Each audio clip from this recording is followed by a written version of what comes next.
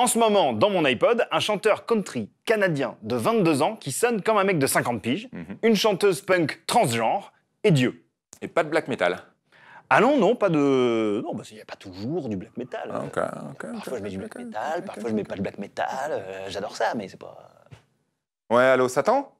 Ouais, ça va ouais. J'ai lui dire. Non, pas de black metal aujourd'hui. Non, bah non. Mais tu sais, en même temps, je lui ai dit d'en mettre, mais ça aide pas pour le nombre de vues, hein, en général. Hein. Il veut que j'en mette? Non, mais t'inquiète, je gère. Qui est relou, Satan. Oui, Satan, se bouse pas.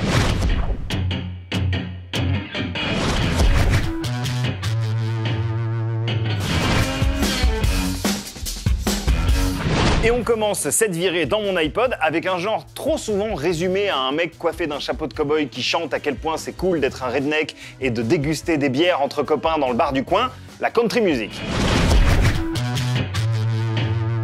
Et donc, à la question « Peut-on raconter l'Amérique profonde quand on vient du Canada et qu'on a 22 ans ?», la réponse est oui, et elle se nomme Colter Wall.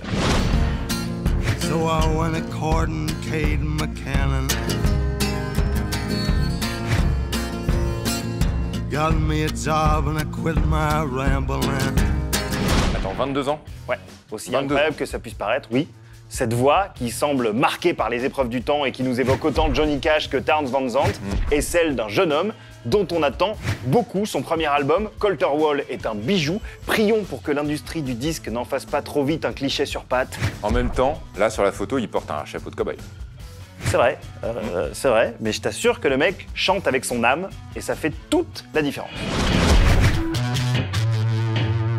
Ancien chanteur d'Against Me, devenue chanteuse d'Against Me, Laura Jane Grace monte un nouveau projet, Laura Jane Grace and the Devouring Mother.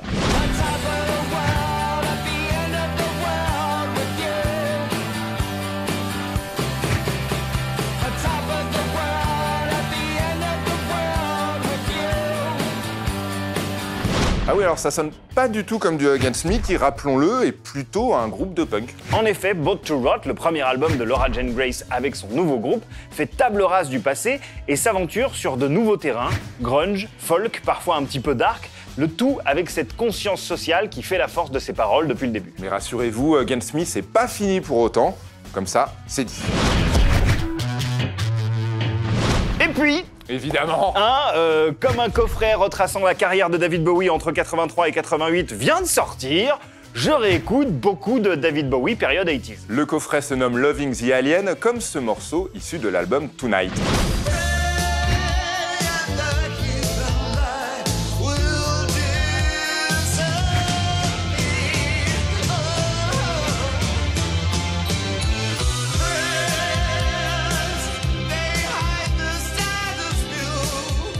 Le coffret regroupe 3 albums studio, 2 albums live, un album de remix et un autre de musique inédite ou rare. C'est l'opulence la plus totale. Mais la vraie bonne nouvelle, c'est qu'il nous fait redécouvrir ce morceau.